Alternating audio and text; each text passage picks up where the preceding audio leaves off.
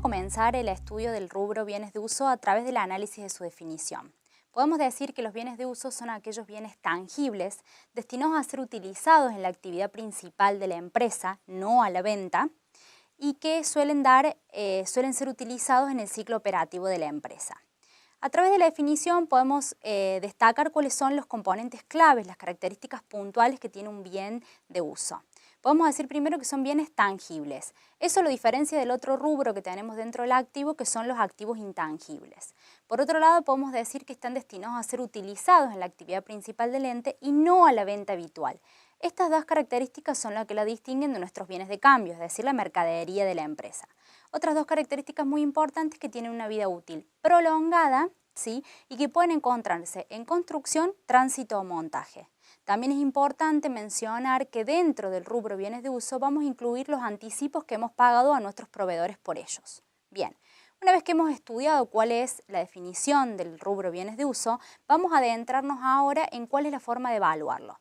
Para ello tenemos que distinguir si el bien de uso fue adquirido por la empresa o es producido internamente.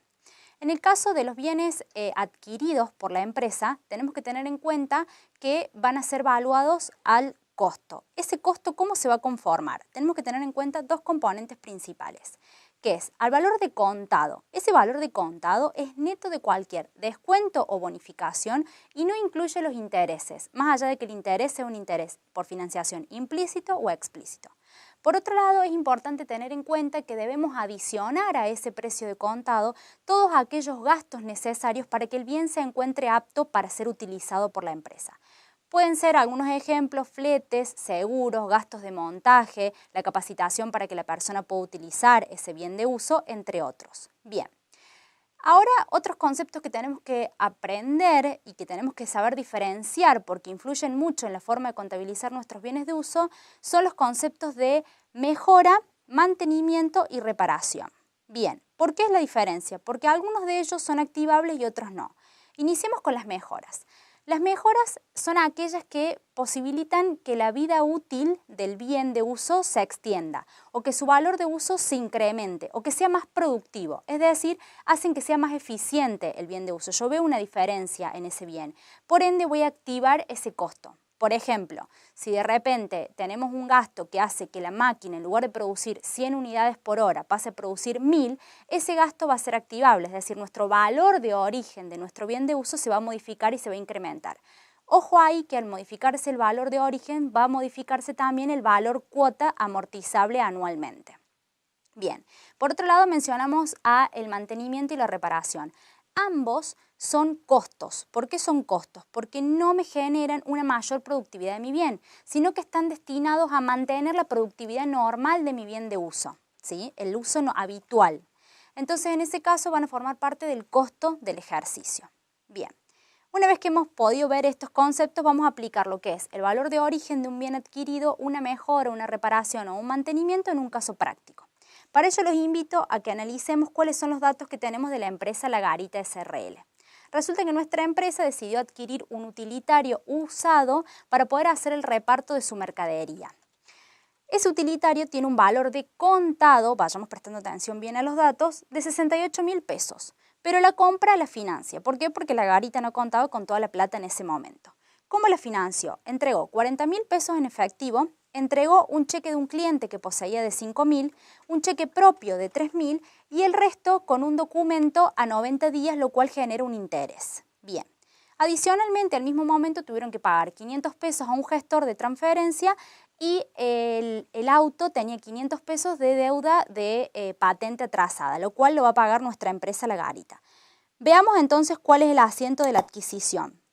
Lo primero que tenemos que determinar, no importa cómo se pagó, es cuál es el valor de origen de ese rodado. El valor de origen dijimos que era el precio de contado, es decir, los 68.000 pesos, y todos los gastos necesarios para que el auto esté funcionando. ¿Cuáles son esos gastos? El gestor, para que pase a estar a nombre nuestro, y por otro lado la patente. Si yo no abono las patentes, el auto no va a poder salir a circular a la calle, a repartir la mercadería.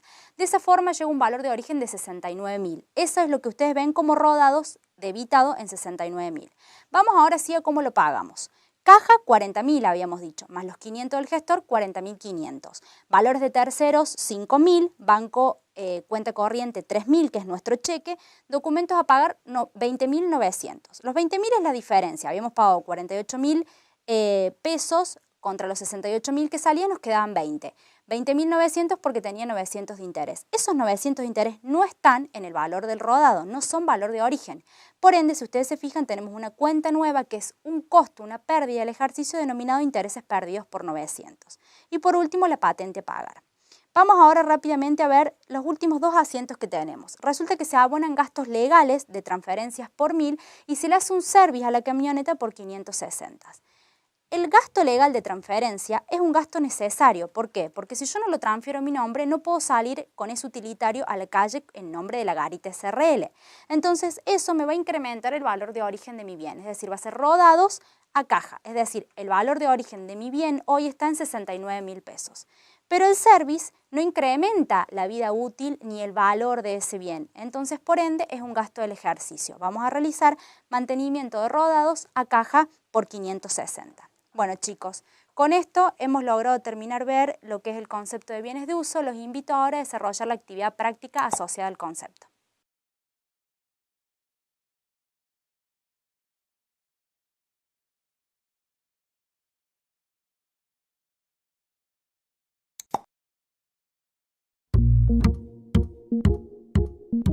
Veremos ahora un ejemplo de resolución de la actividad número 1. La actividad nos plantea una serie de conceptos vinculados al primer concepto clave de nuestro módulo y ciertas definiciones para que, según lo estudiado hasta el momento, seamos capaces de vincular el concepto con su definición. Veamos ahora, a modo de ejemplo, el concepto de depreciación, siendo su definición una expresión contable que refleja la disminución de valor de los bienes de uso por alguna causa, física, económica o eventual.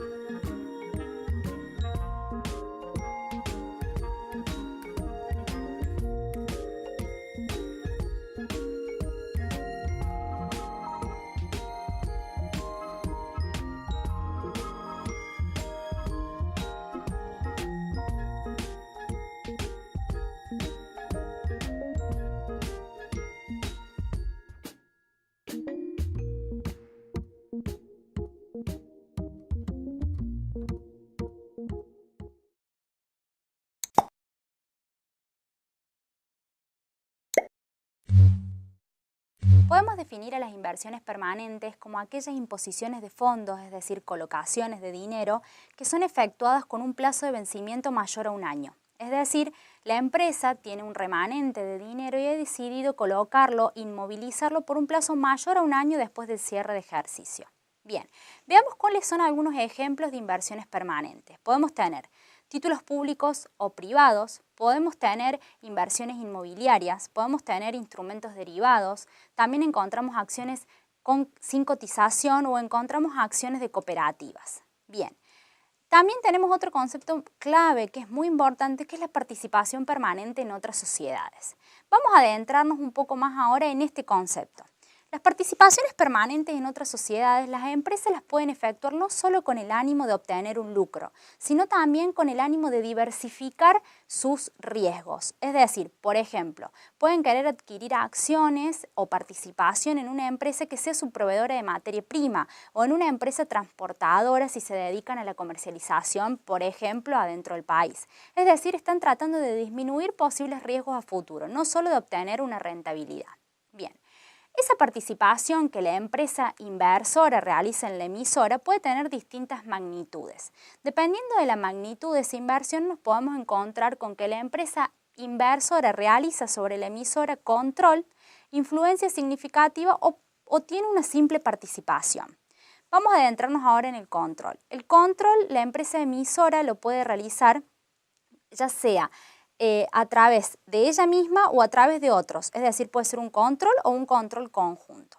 Ese control es lo que le permite a la empresa inversora dirigir, ¿sí?, las actividades principales de la empresa, las actividades financieras y económicas. Para ello tiene que tener más del 50% de los votos. Por otro lado, podemos tener una influencia significativa, que es cuando no ejercemos control, pero tenemos una gran preponderancia sobre las operaciones de la empresa. En ese caso, la empresa inversora tiene más del 20% de la empresa emisora. Y si no, tenemos una simple participación. ¿Por qué son importantes estas definiciones? Porque en función de ellas, de esa magnitud de participación, es cómo voy a evaluar yo mi participación o mi inversión permanente. Bien. Para ello tenemos que adentrarnos en el concepto de valor patrimonial proporcional. Aquellas inversiones que nos otorgan control conjunto o influencia significativa van a ser evaluadas a su VPP, valor patrimonial proporcional. Y aquellas que solamente dan una simple participación van a ser evaluadas a su costo. Vamos a adentrarnos un poco más en el valor patrimonial proporcional. Como el nombre lo indica del concepto, lo que estamos haciendo es evaluar nuestra inversión con nuestro porcentaje de tenencia de acciones por el patrimonio neto de la empresa emisora. Bien, como ustedes pueden ver en la imagen, tenemos que el valor patrimonial proporcional es igual a el patrimonio neto por la división entre mi tenencia accionaria sobre la totalidad de las acciones ordinarias que tiene la empresa. Bien.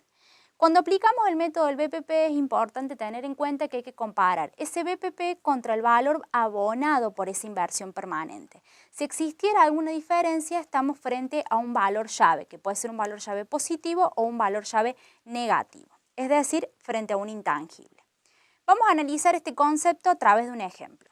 Nos encontramos con una empresa que decidió diversificarse y ha adquirido 60.000 acciones de otra sociedad. Esas 60.000 acciones representan el 60% del paquete accionario de nuestra empresa emisora, ¿sí? Fueron adquiridas a un valor de $1 por acción, es decir, se abonaron 60.000 pesos. El patrimonio neto de nuestra empresa emisora al momento de la compra era de 100.000 pesos. Al cierre de ejercicio era de 125.000 pesos. Vamos a ver ahora entonces estos dos momentos temporales en un asiento contable. Vamos a la adquisición. En este caso, lo primero que tenemos que definir es si hay control conjunto o influencia significativa. Como tenemos más del 60%, es decir, más del 50% de la tenencia accionaria, nos encontramos con que tenemos el control, ¿sí? Al tener el control vamos a evaluar el BPP. Para ello, ¿qué datos necesitamos? Nuestra tenencia accionaria, el 60%, y el patrimonio neto de la empresa emisora, 100.000. Así llegamos a que nuestra inversión permanente está valuada en 60.000 pesos. Entonces registramos inversiones permanentes a banco cuenta corriente, que fue nuestra forma de abonar. No tenemos valor llave porque nuestro pago fue de 60.000 pesos. Vamos ahora al cierre de ejercicio. Seguimos teniendo el mismo porcentaje de accionario, el 60%. Por el valor al cierre, el patrimonio neto del cierre, 125.000, nos da 75.000 pesos. Es decir, nuestra inversión permanente se acrecentó, se incrementó.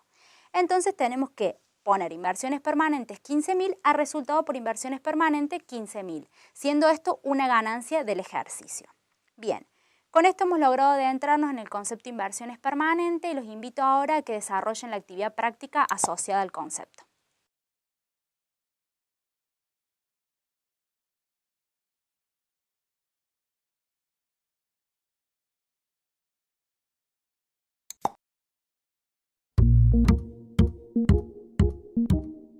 Veremos ahora un ejemplo de resolución de la actividad número 2. La actividad nos plantea una serie de sentencias vinculadas al concepto de inversiones permanentes, para que, según lo estudiado hasta el momento, seamos capaces de determinar la veracidad o no de la sentencia. En pantalla podrán ver la forma posible de resolución de la actividad con alguna de las sentencias propuestas. Veamos, por ejemplo, una sentencia vinculada al concepto verdaderas. Los títulos públicos que serán mantenidos hasta su vencimiento deben ser evaluados inicialmente al costo. En contrapartida, veamos un concepto falso. Para efectuar la evaluación al inicio de títulos públicos se debe diferenciar si la tenencia de la empresa es mantenerlo hasta el vencimiento o no. No existe diferencia en la evaluación inicial, ambos son al costo.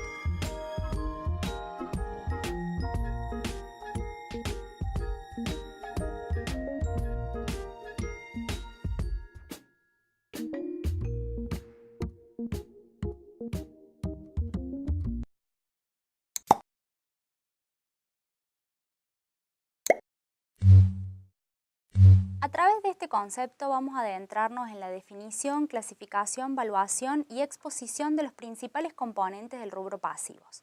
Iniciemos por ver qué contenía un pasivo. Los pasivos están conformados por aquellas obligaciones ciertas es decir, aquellos derechos que tiene un tercero ajeno a la empresa sobre los bienes de la empresa, denominados comúnmente como deudas, y también están conformados por lo que denominábamos las previsiones. ¿Qué es lo que eran? Eran aquellas situaciones que al día de hoy no estaban generando ninguna obligación, pero que en un futuro esa incertidumbre de hoy nos podía generar cierta contingencia, es decir, pasar a ser una obligación cierta, de una obligación contingente a una obligación cierta. Podemos nombrar algunos ejemplos, algunos conceptos que incluimos dentro de los pasivos, como son las deudas comerciales. Por ejemplo, ahí podemos incluir las deudas con nuestros proveedores, es decir, los que nos proveen de la mercadería para revender. Podemos tener deudas fiscales, es decir, todas las deudas por impuestos, por la situación impositiva de la empresa. Podemos también tener deudas con el fisco por las cargas sociales de nuestros empleados o la misma remuneración de nuestros empleados que debemos abonarles, otras deudas vinculadas con alguna adquisición de algún acreedor vario que no se constituye como una deuda comercial. Podemos tener anticipos de clientes, es decir, un cliente que nos giró cierto dinero y está esperando los bienes que les tenemos que dar, o por ejemplo préstamos bancarios también. El préstamo bancario, como la deuda comercial, es algo muy habitual porque hace a que la empresa pueda seguir funcionando. Son sus medios de financiación rápidos. Bien. Vamos a analizar a través de un ejemplo los préstamos bancarios. Vamos a analizar el pasivo préstamo bancario en moneda local y en moneda extranjera para poder ver las dos aristas. Para ello nos encontramos con que hay una empresa que en el mes de enero obtiene un préstamo de una entidad financiera por 50.000 pesos, el cual se lo depositan en su cuenta corriente porque la empresa es cliente de esa entidad financiera. El préstamo lo va a cancelar a los 90 días y devenga un interés del 5% mensual, ¿sí? Y se abona en conjunto con el vencimiento del préstamo. Por otro lado, en octubre la misma empresa adquiere otro préstamo, pero esta vez por $2.000. Esos $2.000 los va a devolver a los 30 días, es decir, en el mes de noviembre. Y también me generan un interés del 2% mensual vencido. Bien, vamos ahora con estos datos a ver cuáles son los registros contables que debemos efectuar. En el caso de la moneda local, lo primero que tenemos que hacer es determinar cuál es el interés que nos está cobrando el banco. Para ello necesitamos capital y tasa. En este caso, en el ejercicio nos ha simplificado un poco porque la tasa que nos brinda es una tasa mensual, el 5% mensual. En el caso en el que sea una tasa nominal anual, deberíamos hacer los cálculos para llegar a la mensual. Bien. En este caso, nuestro capital es de 50.000, por el 5% mensual tenemos un interés mensual de 2.500. En total, 7.500 a los 90 días cuando lo vaya a cancelar. De esa forma, el préstamo que yo adquirí, o sea, la plata que me van a girar en mi cuenta es por 50.000 pesos. Por eso debitamos banco, cuenta corriente, 50.000 pesos. Pero ¿cuánto voy a devolver yo al final? Al final voy a devolver esos 50.000 que me prestaron más el interés de esta financiación, es decir, los 7.500. Por ende, mi pasivo, préstamos bancarios a pagar, es por 57.500. Esos 7.500 son intereses perdidos no devengados. Eso es muy importante que tengamos en cuenta. La debitamos, pero aclaramos que es no devengados. Al momento de la cancelación del préstamo, ¿qué voy a hacer? Voy a abonar se va a disminuir mi pasivo, préstamos bancarios a pagar, desaparece el pasivo a través del debe. Intereses perdidos por 7.500, o sea, el interés perdido no devengado pasa a ser un interés perdido. Y por el otro lado voy a abonarlo a través de mi cuenta bancaria, los 57.500 pesos. Bien, vamos a adentrarnos ahora en el préstamo bancario en moneda extranjera que adquirió la empresa. En este caso, nuevamente, la tasa de interés ya está mensual, tenemos un solo mes. La forma de determinar el interés no es complicado, capital por interés, pero ¿qué? Capital en moneda local. Para eso tenemos que ver qué tipo de cambio vamos a utilizar. El tipo de cambio que utilizamos es el tipo de cambio vendedor. Tenemos que tener en cuenta que la posición del tipo de cambio siempre es desde la entidad financiera. En este caso nosotros iríamos a adquirir, a comprarle al banco los dólares para poder cancelar mi pasivo. Por eso utilizamos el tipo de cambio vendedor, que en octubre era de 15 pesos. Por ende, los $2.000 por los 15 pesos, mi préstamo es de 30.000, con el 2%, 600 pesos de interés. Nuestro primer asiento es recibo en efectivo 30.000 pesos, tengo intereses perdidos no devengados por 600 contra préstamos bancarios a pagar 30.600. Vamos al momento de la cancelación. Yo voy a cancelar en ese momento al tipo de cambio del momento. Como vimos en los datos que teníamos antes, el tipo de cambio en noviembre se elevó a 18, es decir, pasó de 15 a 18. Tengo 3 pesos de pérdida por cada dólar invertido. De esa forma ustedes van a ver que el préstamo bancario a pagar, el pasivo se disminuye por 30.600, lo que yo había registrado en el mes de octubre, pero tengo una nueva cuenta de pérdida que se llama diferencia de cambio por 6.000, que son los $2.000 por los 3 pesos de diferencia. De esa forma tenemos préstamos bancarios a pagar 30.600, intereses perdidos 600, diferencia de cambio 6.000, contra caja 36.600 e intereses perdidos no devengados 600. Es muy importante que tengan en cuenta la diferencia de cambio. Bueno chicos, con esto nos hemos podido adentrar en el concepto de pasivos. Los invito ahora a que desarrollen la actividad práctica asociada al concepto.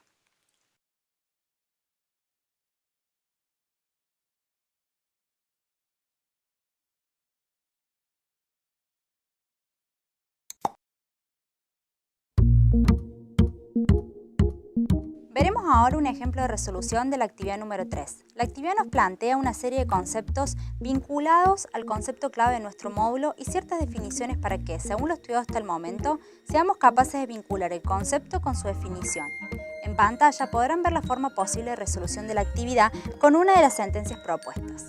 Veamos el concepto pasivos, siendo su definición: derecho que tienen los terceros ajenos a la empresa sobre el activo y montos estimados de posibles sucesos que traerían aparejada una obligación futura que puede ocurrir o no.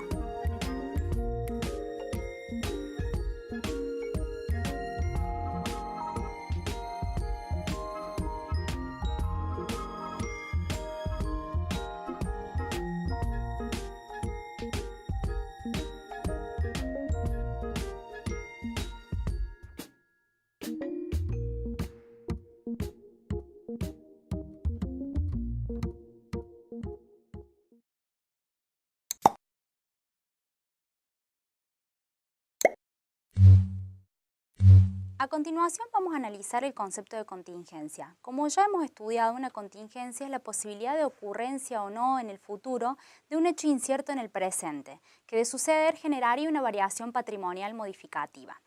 Algunos hechos que pueden generar contingencias en una empresa son, por ejemplo, sentencias judiciales desfavorables para la empresa. Por otro lado, pueden ser avales otorgados por la empresa, garantías a un cliente otorgadas o otros casos como, por ejemplo, un despido de un personal. Es importante destacar que esta contingencia genera el concepto contable de previsión. Esa previsión, para poder registrarla, es importante tener en cuenta que debe ser cuantificable, ¿sí? Es decir, tiene que tener un monto, debe ser de una probabilidad de ocurrencia alta y debe estar asociada al mismo ejercicio en el cual se genera el hecho generador, la situación por la cual yo genero esa previsión. Vamos a ver estos ejemplos a través del análisis de dos previsiones muy comunes, que es la previsión por juicio y despido. En este caso no vamos a ver la constitución, sino la utilización, que es otro momento importante. Nos encontramos con la empresa El Hornero, que posee al inicio del ejercicio los siguientes saldos contables: una previsión por juicios por 10.000 y una previsión para despidos por 35.000. Durante el transcurso del ejercicio, los asesores legales le informan que el juicio tuvo una sentencia desfavorable para la empresa por un valor de 8.000 pesos y por otro lado que se han despedido 7 empleados de la compañía por 42.000 pesos. Vamos con la previsión para juicios. Habíamos dicho que la habíamos conformado por un valor de 10.000. pero que se va a tener que utilizar 8.000. En ese caso la previsión fue constituida en exceso, por ende tenemos que hacer un recupero. Ese recupero implica una ganancia para nuestro ejercicio. El asiento contable va a ser previsión para juicios 10.000, dándola de baja en el debe, contra recupero previsión para juicios por 2.000 y caja por 8.000, porque es la forma en la que yo estoy abonando. Por otro lado, la previsión para despidos es la contrapartida de la previsión para juicios que vimos recién. En este caso la constituimos en defecto a nuestra previsión. Teníamos una previsión de 35.000 y despedimos a empleados por 42.000. Ahora no vamos a tener un recupero que implica una ganancia, sino que voy a tener que castigar mi ejercicio. Para eso voy a dar, primero, agotar totalmente la previsión que teníamos, previsiones laborales por 35.000 en el debe, y voy a generar la pérdida, quebranto por indemnizaciones de 7.000, contra caja por 42.000. Bueno, a través de estos dos asientos hemos logrado ver cuál es la utilización que se le puede dar a una previsión, ya sea que sea constituida en exceso o en defecto. Ahora los invito a desarrollar la actividad práctica integradora correspondiente a todo el módulo.